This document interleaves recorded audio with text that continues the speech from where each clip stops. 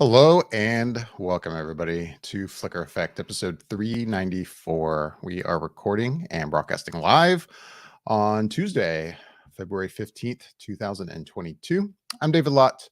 Joining me as always is Bobby Jackson. How's it going, Bobby? It's going good. How are you doing? You can hear me this time, right? I can hear you good and loud and clear. Perfect. We had some fun last week, or last episode, but we're back to normal. Oh, yeah. Also with us is Jascha Wilson. How's it going, Jascha? Hey, everybody. It's good to be back and good to see everybody. How's everybody doing? Pretty good. Oh, Plenty to talk about this week. We've had Book of Boba Fett in since we last did a show. The Super Bowl was a couple nights ago. Let's hear it for the boys. Let's hear it for them. Let's hear it for them. The hometown heroes, huh? I left the team right on time so that I could go to the Super Bowl in LA and possibly get a ring with the team and all of that fun stuff. So, it's been a wonderful round of events. That's a bummer. So now I'm confused, were you cheering for them or not? If I don't get a ring, you don't get a ring. No, I definitely was, as I've explained to a few people. Like, I was raised a different fan base, but when you end up working for an organization, you are so ingrained in rooting for them for their success, because that success is directly affiliated with your success at times. I'm still a fan. So yeah, very much so. It was an awesome game. Very cool. Yeah, we got all that. There's been plenty of Oscars news, like the nominations, and we found out who the hosts are. And hey, we've all probably watched some stuff since we've last done a show. We're gonna try to fit all of that in, at this point, less than an hour, so we can pull that off, I'm sure. Yeah. So I have to ask, Book of Boba Fett. It has ended since, like I said, since we last did a show. We've talked a little about it off air, but not a lot actually. So I'm very curious to hear from you guys what you thought of it. I assume we've all watched all of the show. Jascha, I got to go to you first. Oh, no, absolutely. I would defer to my fearless leader, David, because you are the foremost authority when it comes to all that is Star Wars. I don't know about that. Bobby is right there. In fact, he's consuming more book content than I am. So I don't know if I'd say that. Well, I know this is a big deal for you.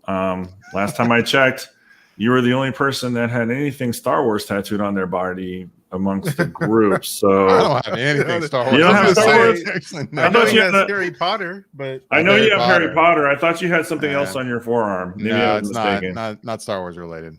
Okay, all right. Well, I'm not saying I'd be against it. I'd get a Star Wars tattoo, but I have not yet. Okay. As I sit here with Grogu behind me. My Grogu's up on my shelf, so don't worry. And the helm right behind me over there. Well, if neither of you will go, I'll go. Oh, Bobby's like, all right. Bobby volunteers, which is a rare occasion, because Bobby never really volunteers to go first, because he always likes to save his opinion for last. So I'm excited here. I'm never afraid to go first. So I think with Boba Fett, since I've explained on the show before that he's never been one of my favorite characters, and to me, I never as a kid rooted for bad guys or stuff or characters that endangered the heroes that I liked. So I was never a fan or a person that rooted for Boba Fett, or a fan or a person that rooted for Darth Vader. Sure, I thought they looked cool, but it was never like, standing for them in any kind of way. So to me, I thought the idea of a Book of Boba Fett was something that I didn't think was necessary, but I was curious, as I am with anything Star Wars, to see what they were going to do with this character, especially since we had just got an introduction to the character being back in general in Mandalorian season 2. Or was that season 2? Season 2. Mm-hmm. So to me, it was kind of like, okay, well, what can they do with this character? I liked what they showed us in The Mandalorian. and even though I was more or less against the idea of bringing him back in the first place, just because I felt like he had his in Return of the Jedi, so why bring him back? But that being said, I like what they did with him in The Mandalorian. So flash forward to the end of season 2 of Mandalorian, you see that he has taken on the throne, over the throne, and the everything of the territory of Jabba the Hutt. So to me, I was like, okay, I can kind of understand where they're trying to go with this, sort of like him taking over the territory, and then now it's going to be him running the organization of all this crime, being a crime lord. Um, to me, overall, so I can keep it kind of brief and everyone can give their thoughts.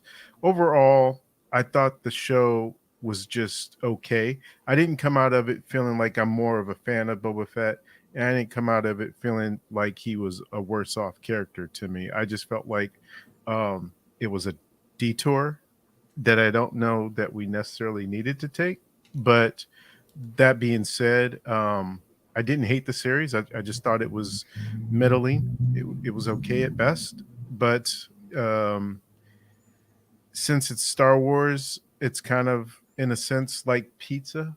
There's some bad pizza, but it's never like absolutely terrible to where I'm going to spit it out. So I guess that's kind of like how this is. It's okay. It's nothing that I'm going to necessarily suggest anyone go to, but I think that at the very least, it's one of those shows that I'm hoping maybe they can improve down the line with either Boba showing up in more of the Mandalorian or another series, or if the powers that be take all the criticism and things that people have said against this first season, if it is this first season, and kind of course correct in a second season. So yeah, I mean, I'm not mad at the show's existence. I did find enjoyment within it as I'm watching certain things, and I found some things that I didn't quite like. But overall, I thought it was just pretty much okay. All right. I'll go next then, Jascha. If Oh, you'd like. okay. I was ready to chime in if you didn't want to go. So No, go I'll ahead, go. David. I'll go No. ahead and All right, I'll go share my ahead. thoughts. Go ahead. If we had done like a show talking about Book of Boba Fett like the day after the finale had aired, I probably would have gone on a like 30-minute kind of chat about the show and the finale in general. And by the way, like, I mean, I know you didn't really say anything, Bobby. I don't know how you guys feel about it. I'm not necessarily going to spoil anything, but I don't necessarily mind talking about spoilers with the show. I feel like it's been a while now. It's been almost a week, so Yeah, like go for it. I'm not going to probably mention any direct spoilers, but it's definitely some stuff I'll mention is probably spoilerific. I wasn't a big fan of the show. And that's not to say like all of it. Like it had good episodes. It also had, in my opinion, not very good episodes. Like it's annoying because it's I think you've mentioned this, Bobby, and a lot of people have mentioned this. It's like the Star Wars fandom was kind of divided after the Disney trilogy of films, and then we got the Mandalorian, 2 seasons of that, which I think by all accounts kind of united the Star Wars fandom, and now we have a show that seems like it's divided it again. And to anyone who did enjoy Book of Boba Fett, I have no problems with that. I'm very happy for anyone who enjoyed it. I've talked to friends who really enjoyed it, and though I may disagree with you guys, like that's awesome. I wish I did. I first of all, to go back kind of like you did, Bobby, like when it came to Boba Fett as a character, I mean, I always liked Boba Fett. He's this mysterious guy. He's not really a hero, but he's not like a true villain like Darth Vader, but he'll work for the Empire. He's obviously going to do whatever he has to do to make money and get along in the universe. And though he didn't get a lot of action in that original trilogy, I think that was part of his like interests, like the reason people were interested in him. He's just mysterious and cool looking, and then he returns in Mandalorian season 2, and it's like, okay, like decided to bring him back. I agree with you, Bobby. I don't know if that was necessary, but fine. And then when he's going to get his own show, I did feel like, okay, this could be a good chance to give some meat to Boba Fett's overall story in the Star Wars universe. And I felt like this show actively made him a much worse character that I probably at this point just don't like. You know, and I think it's unfortunate too. And I'm definitely not the first one to say this, but I think it's true for anyone out there who is saying it. Like, I think this is a character that could have made for a perfect anti-hero story. And instead of just doing a good anti-hero story about a Star Wars character, they seem to have gone down the road of giving him kind of this almost like hero arc redemption story in the end, in my opinion, which I think is unfortunate. And I didn't want, like, I feel like a lot of people didn't want that. Maybe I'm wrong, but you know, there were episodes of this, and I will say I think the finale was pretty bad. And then there were other episodes that were good, but they weren't very Boba Fett centric. And so in all, the show felt like it was all over the place. Like, I don't know. I was really frustrated after I watched the finale, and I had like just a ton of stuff on my mind. Bobby, you and I were talking about it via text afterwards. Like, I didn't even know what to think about what I had just seen. Yeah, I don't know. It bums me out. Like, you know, am I bitching about it and crying like some Star Wars fans? No, but you know, I just wish it could have been better. So that's where I am. Jascha, not your turn. What do you think? Actually, like, I mean, the best way to say it honestly and address it is Bobby is the most gentle savage when it comes to like giving any type of review of something that I feel is like doesn't really appreciate and thinks that it should be way different. But hey, you know, the craft and everything, I'm going to be very respectful in the sense of just like saying, you know what, I don't like that person. I'm sure they're good for other people. I personally hate everything about them, but I'm sure they're perfectly fine for other people. And I know it's not that extreme, but that's like kind of how I interpret it when I hear Bobby just like, I'm sure other people like it. And I didn't, you know, it was okay. And for lack of a better way of doing it is like, I have to co-sign on both what you and David said. Watching the show was more of a responsibility to you guys, my friends, and the show to be able to speak on it, because I thought it took everything that could have been really cool about this character and completely stripped it away from him throughout the entirety of the show. I think the best description of what you just said, Dave, is what you just said, David, with the whole, this could have been a really cool anti-hero. Like, they could have kept him as savage and dark as they did when they first introduced the character years ago. And they decided to give him redemption and make him this guy with all this honor. Are you kidding me? Why are we having that arc in there? And why I loved how he crawled out of the monster belly or whatever. I don't remember what it is and everything like that. But aside from that, I wasn't impressed with any of the show really until The Mandalorian came back into play. And then I was like, okay, this is kind of cool and getting interesting again. But then the finale happened, and like you, David, I was just kind of like, almost like relieved that it's over because I don't have to keep watching it, because I didn't really particularly care for it all that much. Like, it took away everything that I thought that the character was. And, you know, the shrouded in mystery and everything like that. I think he spent more time out of his mask than he did in it. And it bothered me. Like, I just was like, this is not great. Like, they could have really done something, I think, very, very cool with this character. But, you know, I don't know why they didn't. And I don't know why they did this. And I feel like they missed the mark with some of these, with that other bounty hunter that came in. I don't know his name. I had to look him up and do some background to find out who the green guy was. But once I found out how absolutely of a badass he was like, oh, cool. This is going to be like maybe a reoccurring villain or somebody that he has to fight against repeatedly.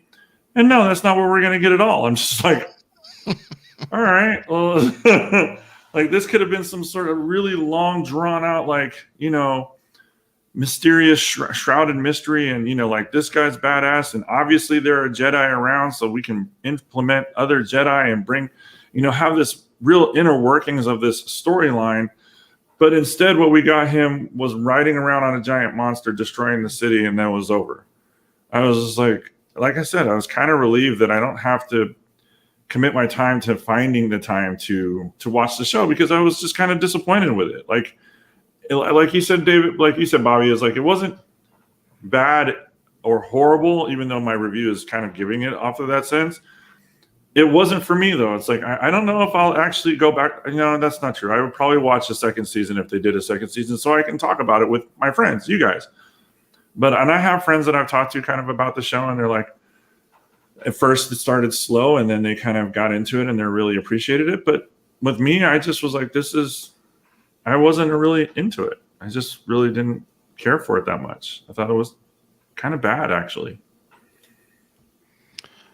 Yeah, I mean, like with that finale, I hate to call him out, but like the Robert Rodriguez directed episodes seem to have a stark difference compared to the others in terms of like the quality and just the storytelling of those episodes. Like that finale felt like I was watching a Star Wars show made for like network TV, like ABC, you know, and it's hard to even pinpoint why that is. It's just like I watched it and I was like, just the overall quality of this production is just not there. I don't know what it is. It's just not working for me at all. So yeah, it's a bummer, but it's over, at least. So that's where we're at. So I was thinking about something.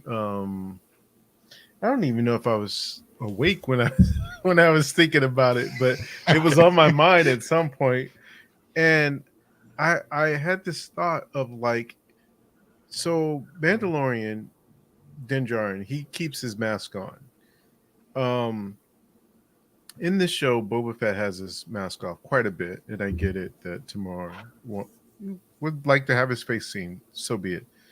Why is there not a way to compromise and do like they did with Robert Downey Jr. when he does Iron Man and show him from inside the helmet without him taking the helmet off? That would have been kind of cool. Like, I mean, a different direction for sure. Yeah.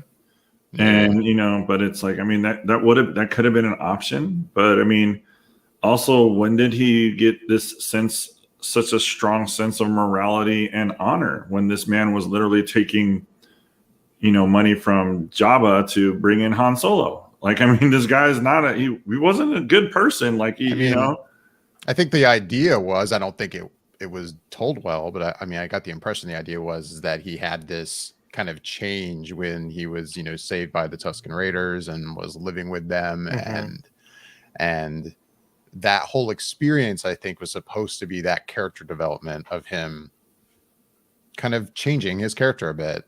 I don't think the show did a good job of making me feel like that actually happened. To me, I watched those scenes play out and I just saw him trying to rule as a crime lord, but it didn't really seem like he wanted to be a crime lord, but he did. It was very confusing.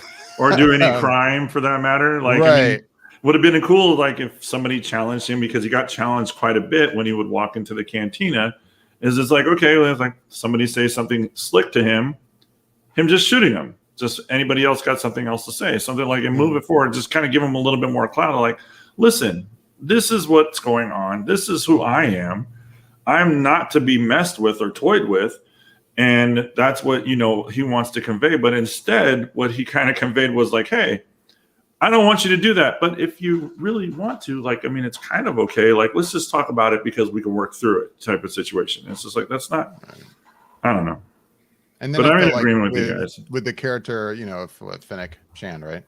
I mean, I don't think anything about the show is trying to paint her as like, you know, anything more than still a kind of a ruthless bounty hunter. But at the same time, there was something about the way the story was being told that I think did kind of make her look a little not so ruthless. And then it felt almost out of character at the very end of that finale when you see that really just kind of brutal assassination that happens of, all the other, like, Yeah. the leader of the Pike Syndicate and everything, and hanging the mayor. And it almost felt to me like, whoa, that it almost feels out of character for her from what I've seen in this show so far, in a way. And I don't know if that makes sense. It's just, it was like my kind of gut reaction to that scene. It felt like it was there to make it still apparent that nope, she's still really ruthless and will do whatever. But it almost didn't feel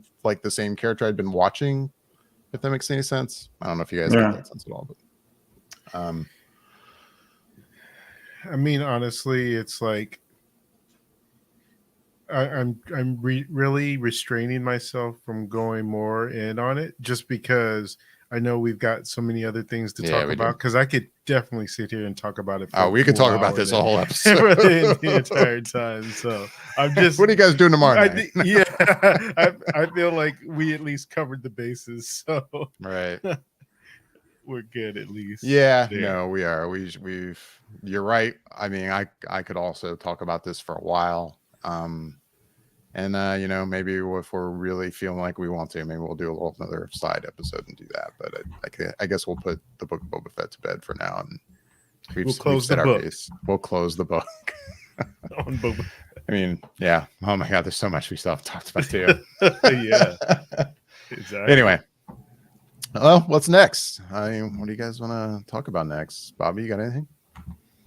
Well, I think honestly, at this point, it would be a nice little time to talk about some good stuff. And did you happen to see any of the trailers during the Super Bowl? Well, I didn't see the Doctor Strange trailer actually, because it aired like before kickoff, right? Yeah, somewhere around. Yeah, I think it was teaser or right before. Yeah. And I basically had to run an errand, and I got home like right before kickoff. And then I heard that the trailer aired, which really kind of surprised me. I'm like, wait, the game hasn't even started yet? They've already shown this. And I did end up watching it, but I didn't see it when it aired during the game. Okay. So that's obviously the biggest one of the night that we had, because people are still talking about it and dissecting it and frame by frame in it. Dissecting that pulling poster. out.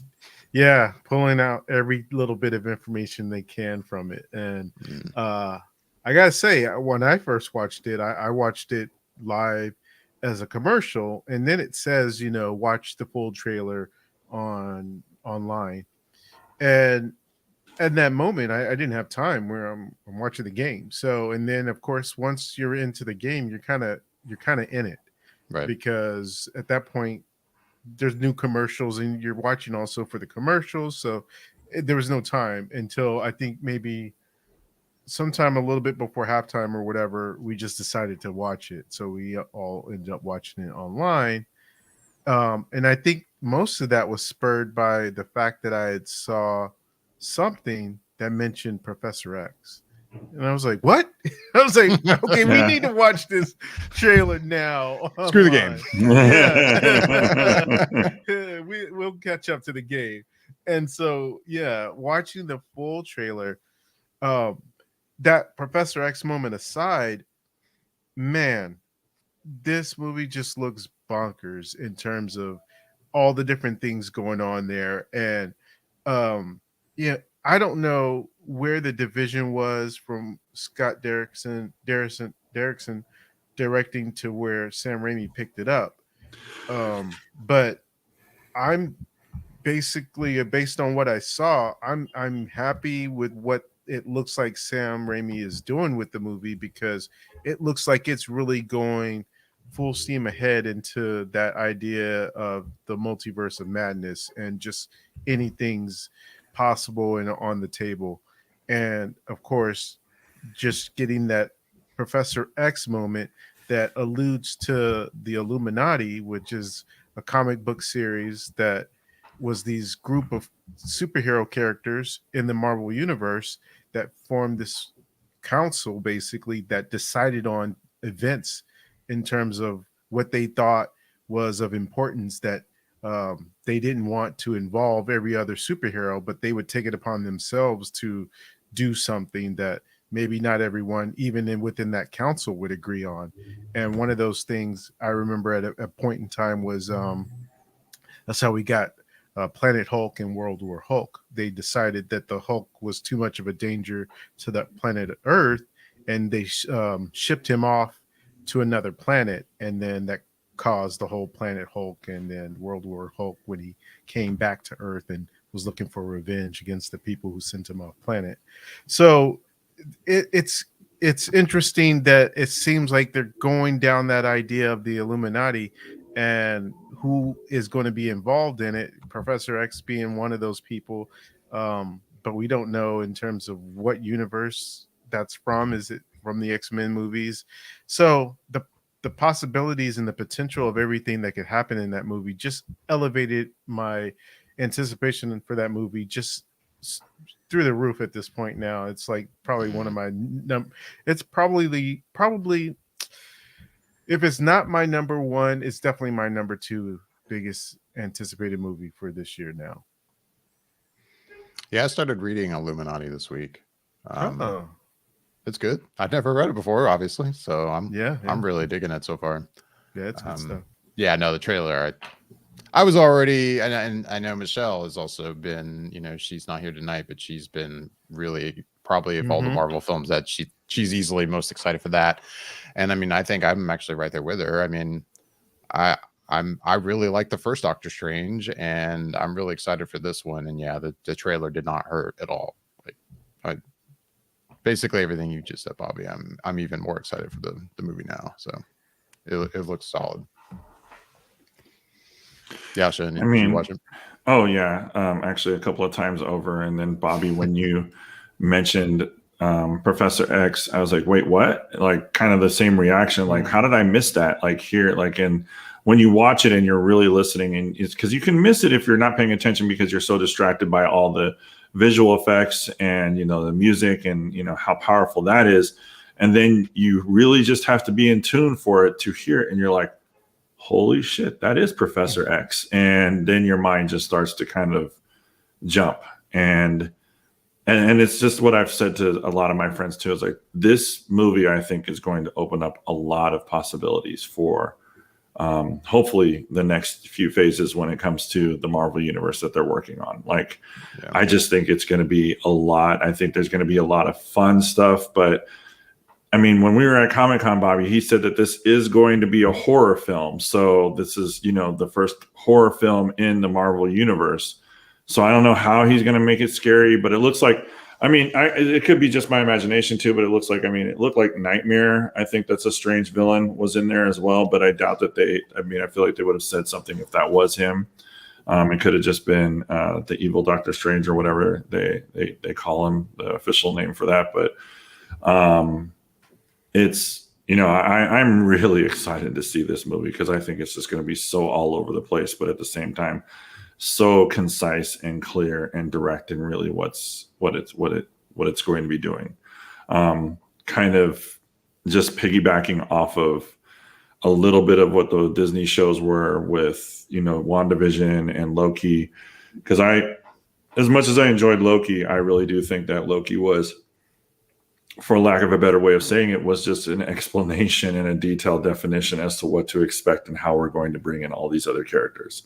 Almost to the point where we literally had like our own little paperclip, the timekeeper thing, popping in every now and then and saying, this is what the multiverse is, and telling you exactly what's going on to be so what we can expect, in the future. And I'm excited.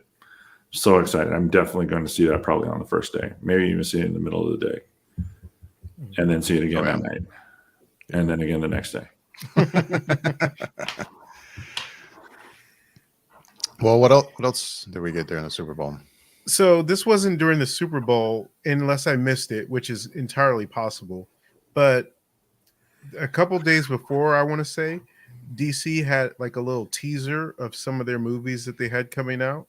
Yeah, and I don't think it was during the Super Bowl either. Okay, no, they did. They aired it during the Super Bowl. Oh, they did. Yeah. Oh, I didn't totally Pretty sure they did. Like, I think it was like more towards like maybe the pregame show, but I do remember seeing it in the after. It was.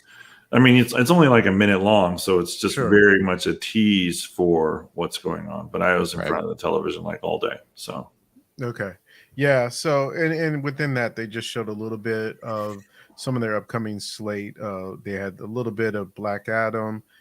There was some stuff from Aquaman, just very brief, really quick. And then there was it started with the Batman. And then I think there was a little bit of, uh, which one am I forgetting? I know Black there was Adam. one more. I mentioned that one. There was one other one, was Flashpoint, and it Oh was yeah, just like a little brief little snippet there as well. And even though it was really quick and brief, I gotta say it at least for me, it looks like there's something for everyone in terms of what DC has coming out. And I think that I don't know if these movies will be good, but just based on just a little bit that we saw, it makes me anticipate them just a little bit more and wanting to see full trailers for these things as we get a little bit closer to them, or just getting to hear a little bit more about them in some form or fashion.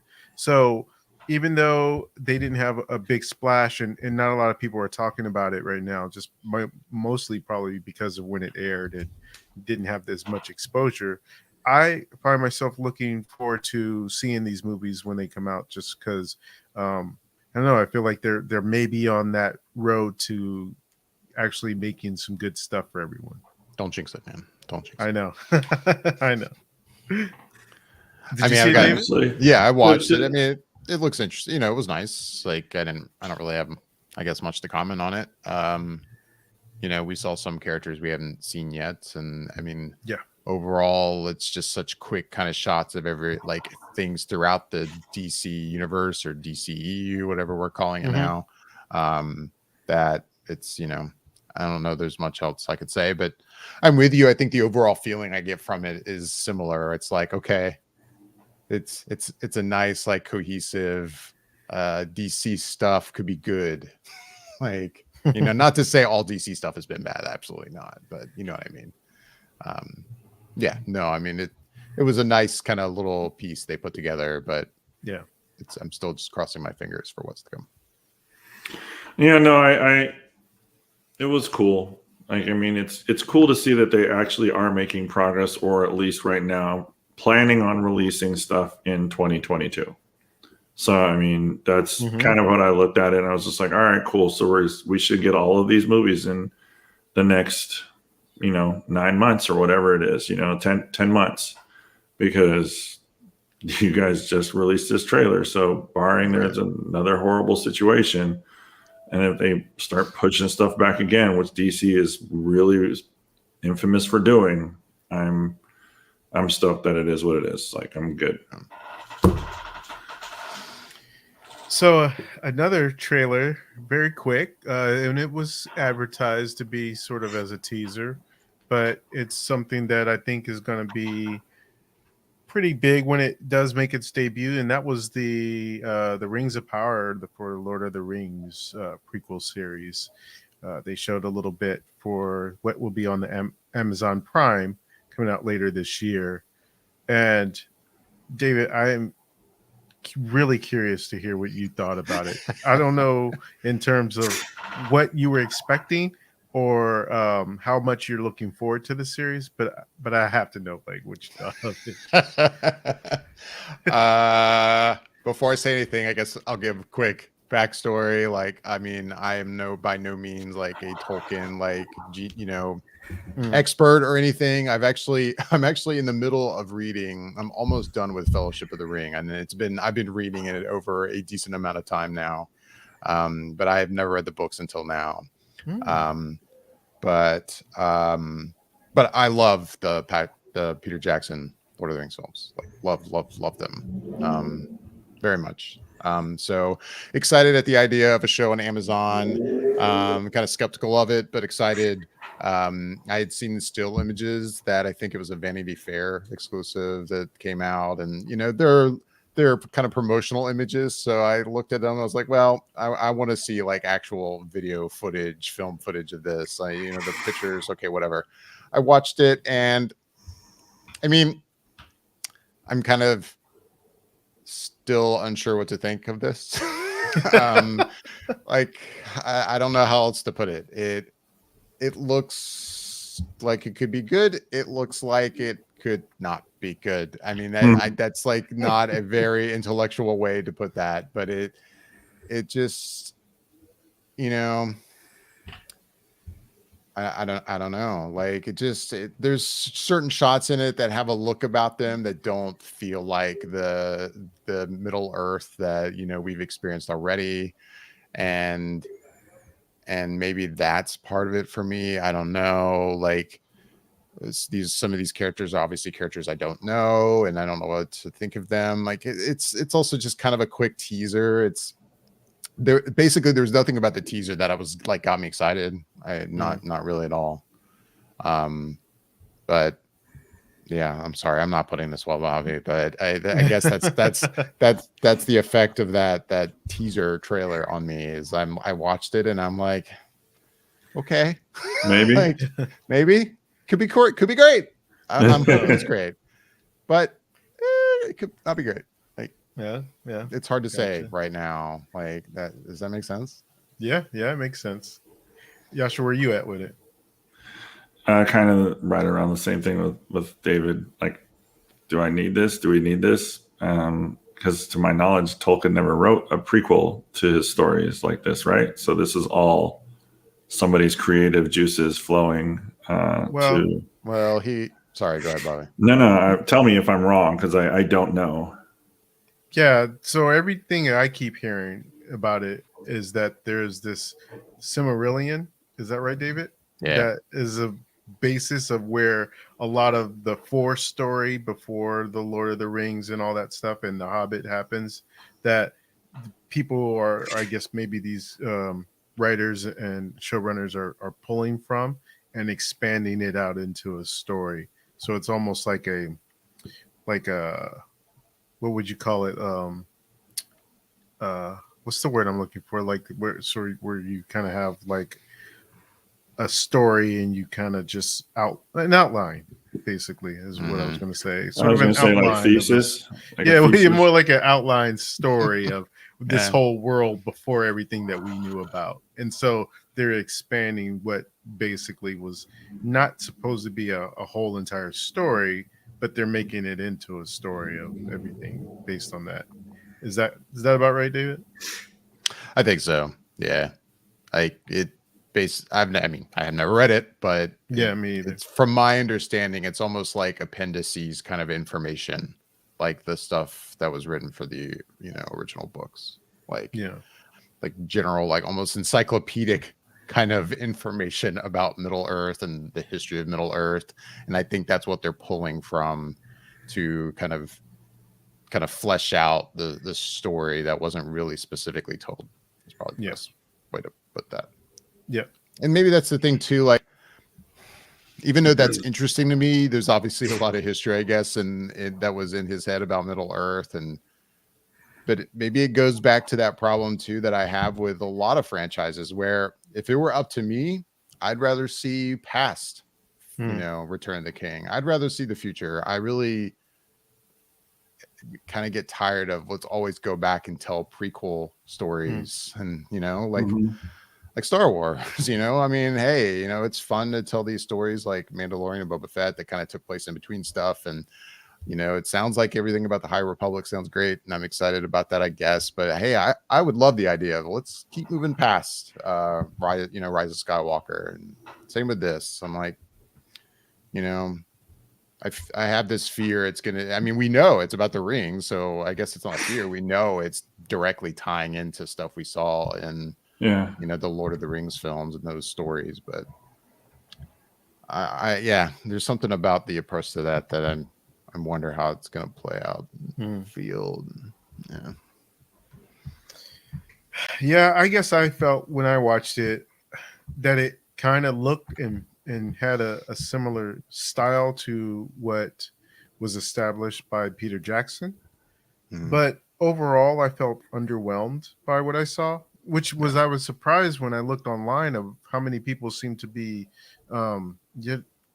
basically falling over themselves for it. And Really? I very I much hadn't so. I haven't actually paid attention to like social media reaction at all on this. I would say it leans more heavily towards positive than anything. Very much so. And so I was surprised by it just because I felt like, yeah, it just didn't feel like it did enough for me in terms of it to really give me a level to where I'm super anticipating it and can't wait for it. It just felt like, okay, all right. Like that was literally how I responded to it. I just didn't have any good words for it because I didn't see anything that got me excited or anything visually that looked like, knowing how much the budget is for this show, I didn't necessarily feel like I saw it all within what they gave us. It might be there and it might be there I once I get a longer look at it, but I didn't get the sense of it just yet. Yeah, I thought about that too, like knowing the ridiculous budget behind this production. Yeah. Yeah, like I watched this teaser with that same thought of I'm not seeing that playing out already. Like and that could be on purpose, you know. Yeah. But there were certain shots that were like, so this is a show that had like whatever that crazy budget is, like for Yeah. a show anyway. It doesn't seem like it's being well used, maybe. I don't know. But we have seen only like a scratch of the surface of Exactly, the yeah. show. So it's hard to judge. Yeah, and I know I'm going to get the number wrong, so maybe someone can fact check me, but I want to say it was around 500 plus million for the budget of this show. It might be half that, but I for some reason was thinking it was like 500. And 465 million. 465. Yep. yeah. So They are gambling big on this thing, man. and I They think are they all said in. it's supposed to have maybe 10 episodes or something like that in the first season. And the rumor is that each episode is like maybe pushing an hour and 15 minutes to an hour and a half. So that'll be interesting to see if that plays. But yeah, for that much money, you'd think you'd see it and it just would look like a movie every time you see any scene of it. But yeah. Honestly, looking at it, it looks like a lot of CGI, and that's where I was just like, is this live action or is this CGI? Like I was confused. Right. Yep. Well, I guess we'll see more. I guess we'll see, sometime soon. And let's do it in September. I want to say it's sometime in the fall. I can't remember the exact date of it, but I know it's definitely fall. I think it's September. I don't know the date in September, but for some reason I have September in my head. So I am fully expecting them to have a very full presence at San Diego Comic-Con this year, if that's indeed a thing. I'm assuming it will be going on this year, since we just got word that WonderCon's happening. Yeah. So we'll see. I wish I had known about WonderCon farther out. I would possibly make plans for that, but at this point, anyway. Yeah. I can't remember if there was another trailer that was big. Do you recall if there was another one that was? I mean, we got another kind of trailer. It wasn't a lot more footage, but of Moon Knight. I wasn't going to mention that one just because it was a little bit light on footage and it was just a TV spot more so than anything. The same stuff that we had already seen too. I don't think we got anything new really for that. There was some new footage in it, but not a lot. Yeah. So the one thing then, since we got all the ones that actually we saw, the one that I want to ask you about again, David, going to you, is the one we didn't see. And that would be the Obi-Wan trailer.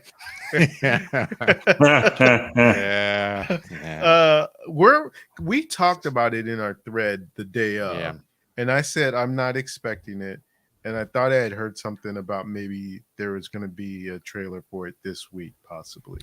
I saw something from a more reputable outlet as well, like on Twitter. I think after you mentioned that, I saw something too in my feed that was saying like, that we were possibly going to get it sometime this week. And then my reaction is to that. I'm like, if we're going to get it as soon as this week, why is it not playing during the Super Bowl? Like, Yeah. you would think if you're going to do it that soon, I mean, unless you just don't want to pay for the time. That's my thought. That's what But- I literally was just thinking that too, because it's like $7 million for 30 seconds of Right. airtime, which is Yeah. like the highest that I think it's ever been and I've ever heard. So that's crazy. But then I agree with that sentiment of, but we got the Disney Plus GOAT ad, which was like, so we got that, but we couldn't get a Kenobi trailer. But anyway,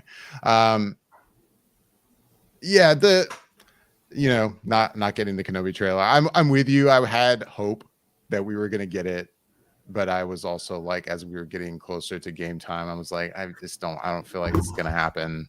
So I wasn't shocked.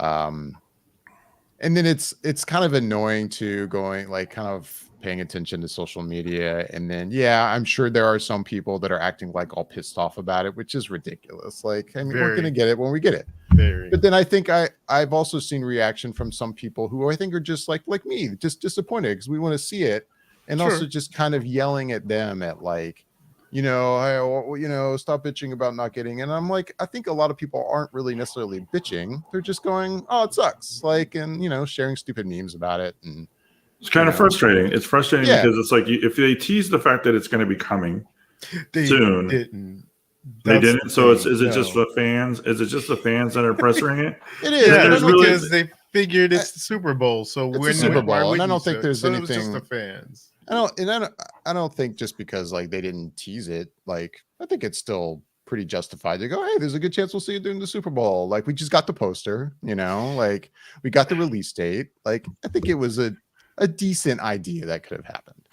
But am I and a lot of people I think super upset, like wanting to, storm Disney and, raise hell? Like, no, it's still just a stupid show, and we'll get the trailer when we get the trailer. But at the same time, I think it's, hey, some of us are like, oh man, I wish we could have gotten that, and we didn't. Oh well. So I definitely think that that's the way you should go with it, but unfortunately, to me, I saw a lot of it the other way, where people were like, I'm going to cancel my Disney, that extreme, and not being in an ironic way, but being serious, because that's that type of person. So to me, it's indicative of the larger problem of fandom in a lot of ways, and that their expectation was what they, it became the thing that it has to be. And so when they don't get it, they pitch a fit. And it was like, okay, they built it up in their heads out of an idea that, you would think, okay, they would show this at the Super Bowl. It's a perfect time for it. It's coming out in May. So why not here at the Super Bowl? So that's a reasonable thought, right? But if they don't do it, you don't like you said, want to storm the Disneyland castle and try and burn it down. You're just like, all right, it seems disappointing. I don't know why they wouldn't have done that, but okay. It's like the same thing as when you start making theories about movies and you think that Mephisto is showing up in Spider-Man or whoever else, and if you don't get it, then it's a terrible movie because it didn't work out the way you worked it up in your head, right? Because and so you didn't make the film, and and that seems to be a big problem currently within fandom, and the things of what the expectations are based on what the reality ends up being. And not no one, but there's a lot of people that don't want to just enjoy something for the sake of, hey, we have this thing. And my thought is that I feel like absolutely it's what we're talking about as far as them not wanting to spend the $7 million for a 30-second spot when, okay, they spend it on an advertisement for Disney Plus itself, as they're advertising something that's a low-key show like Moon Knight that might be better to put in front of the eyes of people to say, who's this? What's this about?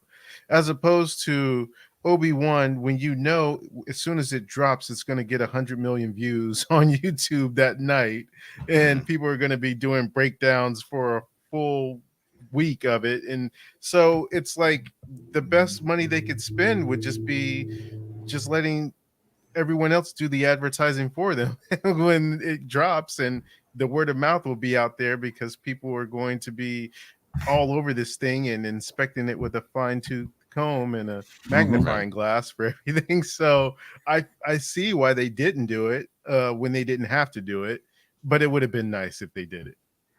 Yeah. And going back to what you're saying, and you're absolutely right about the fandom. Like the toxic fandom is unfortunate and sad and ridiculous. And I guess from my perspective too, though, it's annoying, and that because of those fans, I think other fans that aren't being that way, they're just expressing their like bummed kind of fandom. Hey, we really like to watch this. Are also being attacked for any little negative thing. And it's like, whoa. Like I'm just a Star Wars fan that was hoping to see it there in the Super Bowl, and I didn't, and I'm bummed. And like, just because I'm bummed doesn't mean I'm like a whiny Star Wars fan that, bitches at every little thing I don't get. Like that, then that gets annoying, But if it's because of the terrible fans, that's just unfortunate, I guess. Yeah. Well, I guess with those things talked about, we can shift over to something else that got announced, and seems like it's a little bit late, but we have our Oscar hosts for this year. Yeah, we do have our Oscar hosts. You sound so excited by that. You do. For those who don't know, they announced it. I think it was yesterday that we've got.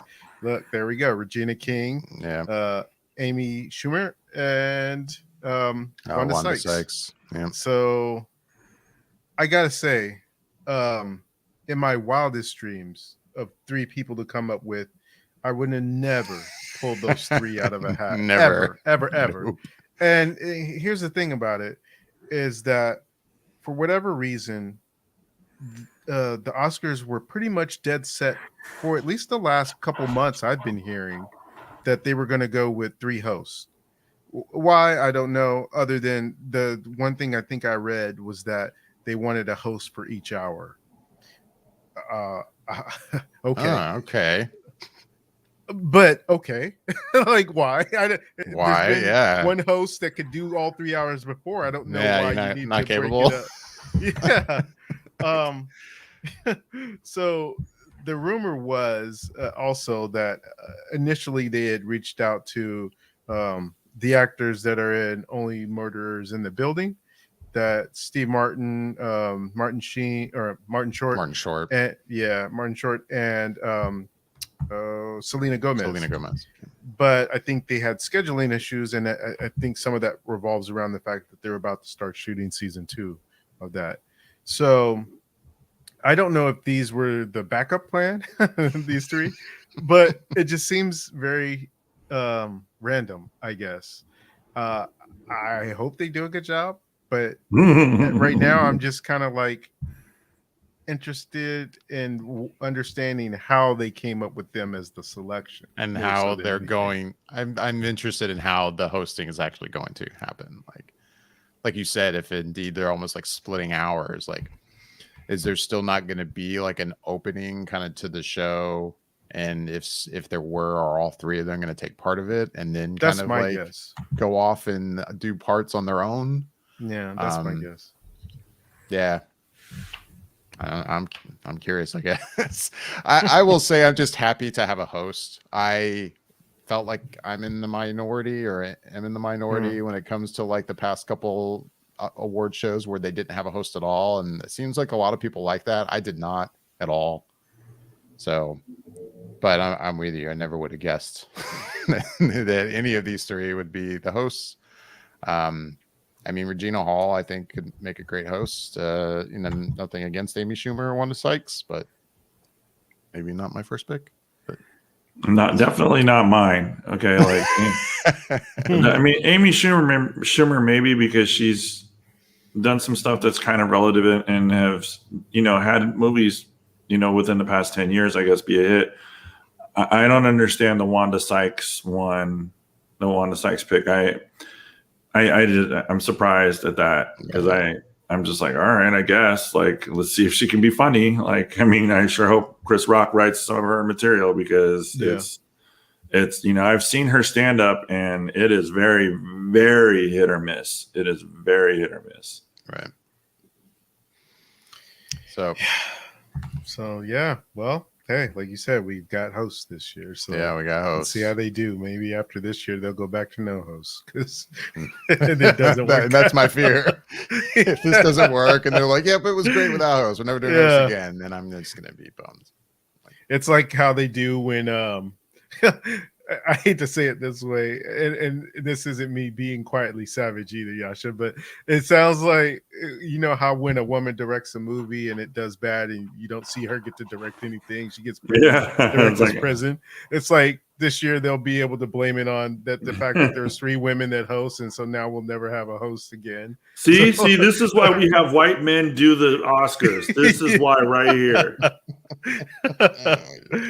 It's like they set them up for failure so that they can have a reason to go. This is exactly why we don't do that. All right, now we're just going to go back with what works, and let's get Steve Martin out there, and maybe get Billy Crystal. Anybody else that we can get, let's go ahead and start asking them.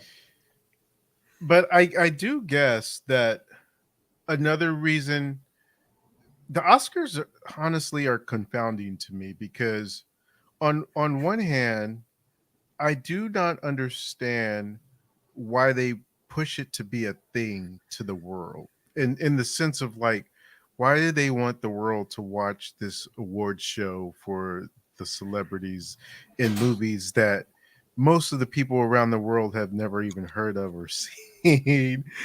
So it seems odd in that they do that, because it's not like the award is for the award's sake, and because otherwise they could have a private ceremony and then you'd read about it in some magazine or Variety or whatever the case may be about who won, and like they do for a decent amount of awards, you don't see them televised, they just are awarded. And so on one hand, I don't know why they don't do that, and on the other hand, it's like they'll go and create a situation to where we can have the best popular movie voted on by Twitter. And it's yeah, that's right. I forgot about that. So what is it like? Do you want viewers because you just want that attention for this awards show, or is it just the prestige of the awards, and that should matter? Because as like I said, that this year, a few years ago, they were on the precipice of creating a new category for like best popular movie that they would have awarded an Oscar to.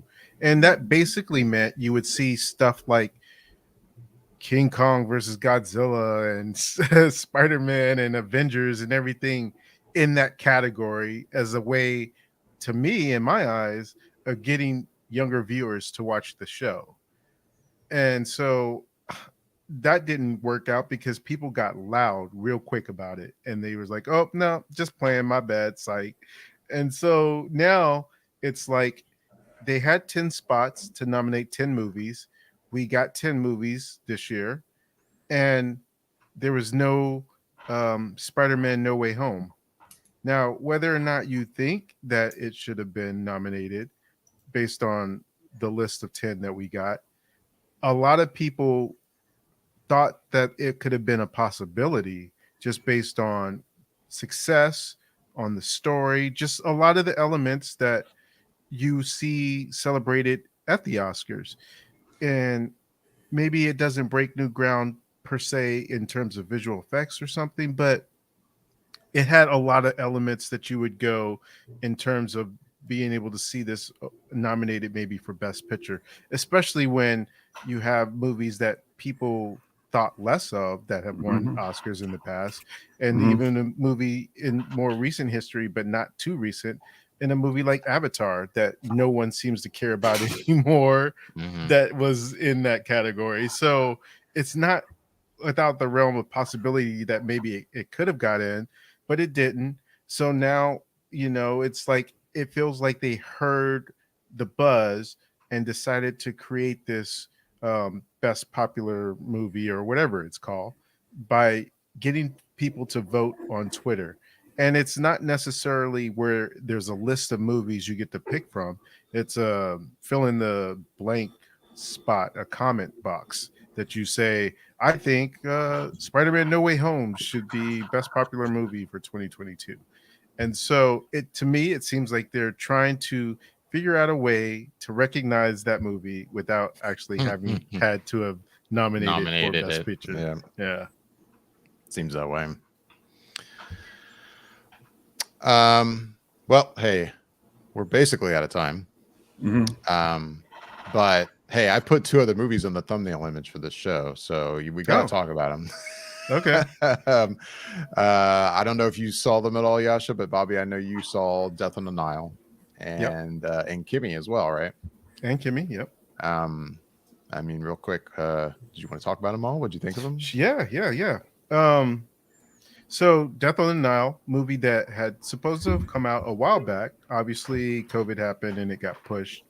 And then at some point, it almost didn't seem like it was going to come out because there was a lot of controversy surrounding Armie Hammer last year. And that was a big point of contention, especially considering he's one of the main stars in this movie. He's in the forefront. So it was a surprise when they did say that, hey, it's going to come out, and it's coming out in February. So I previously had wanted to see it because I enjoyed Murder on the Orient Express, and Kenneth Branagh playing this character of Hercule Poirot is like really good in selling that character in terms of I don't remember if he directed Murder on the Orient Express, but I want to say he did, and I liked it then, and what he did as the character putting on 2 hats, basically directing and acting. And same can be said for this one. He does a great job in the visuals in this. I don't know if it was filmed on location in Egypt for a lot of the stuff, but it looks like it was, because it looks pretty fantastic. And it made me think like, man, I would love to visit just because of what I saw in the movie. But that aside, the murder mystery that surrounds this trip, I was enthralled. I thought it was great. I thought it kept me guessing along the way, and just everything that I was going through in terms of trying to see if I could figure it out. I was just like all in on it. And in fact, I'd have to rewatch Murder on the Orient Express, but I would say this one might be a little bit better, if not right there at the same level of it, which I really did like the other one as well. So I would definitely recommend this one. If you saw the other one and liked it, you'll probably like this one. And if you haven't seen the other one, it's not like you have to have seen it in order to see this one as well. Right. And he did direct both of them, by the way. Okay. Yeah. Great job. And the other one I saw is Kimi, which is on HBO Max right now. It stars, of course, I'd forget her name right Zoe when Kravitz. Zoe Kravitz. Yeah, I was like, of course. And it's directed by Steven Soderbergh. And I'll tell you what, Steven Soderbergh knows how to turn a little thing into something, bigger than what it seems, in terms of like probably taking a small budget and stretching it to do good things with it. This is the story of a girl who works in the tech industry, and Kimi is this device that's along the same lines as an Echo or Alexa, that kind of thing. It's a device that can help you with your day-to-day things. And the character that Zoe Kravitz is playing is agoraphobic, based on something that happened to her in her past. And within her being this tech worker who listens to this device, and she listens to streams from people's different Kimmys, she's like someone who has a queue full of reports of like, hey, can you listen to this one? This one needs to be fixed or whatever, to help the device learn, basically. And she comes across a stream where she hears something in the background, and it seems like it's a nefarious act that has happened. And now she has to weather that idea of, how do I get involved when I can barely step foot outside my house? and the way it plays out, I thought was really intriguing and compelling and well done. Although I will say that the third act had some level of suspension of disbelief I had to do, because certain characters were behaving in a way that almost felt cartoonish at that point when they hadn't been prior to that. Mhm. But that aside, I really thought that it was really well done and an interesting story altogether. Nice. And that's Kimi over on HBO Max. That's a film, not Yeah, a show film. over there. correct. Cool. Jascha, did you real quick? Did you watch anything you want to talk about really fast? Or Not particularly. I started season 2 of Raising Dion, and I think we've talked a little bit about that show. More committed because I like the story that they're portraying, because the actors, they're not great. They're just there, kind of almost like just telling us the story per se.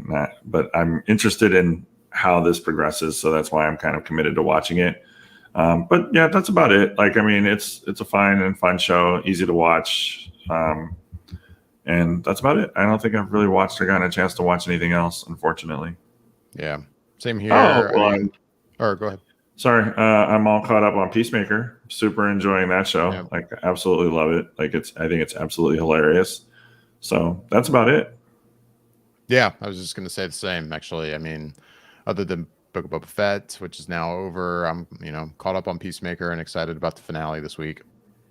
So there's that to look forward to. It is the finale this week, right? Yeah, I think so. Yeah, it is. So yeah, other than that, I haven't seen any new films. Mhm.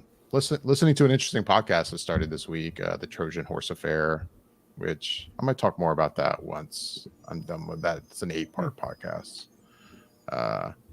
Which if you haven't heard about it, it's by the New York Times and Serial Productions. Yeah, I'll talk more about it when I finish it. It's interesting, but other than that, I haven't really seen much.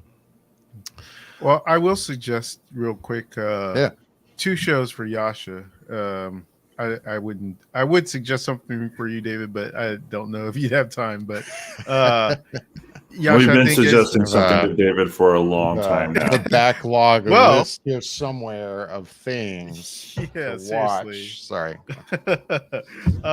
One thing, Jascha, is that you said something that's easy to watch, and it's one of those shows. I feel like I don't do this, but it is one of those shows where you can kind of have on in the background and possibly be doing other things while you're watching it.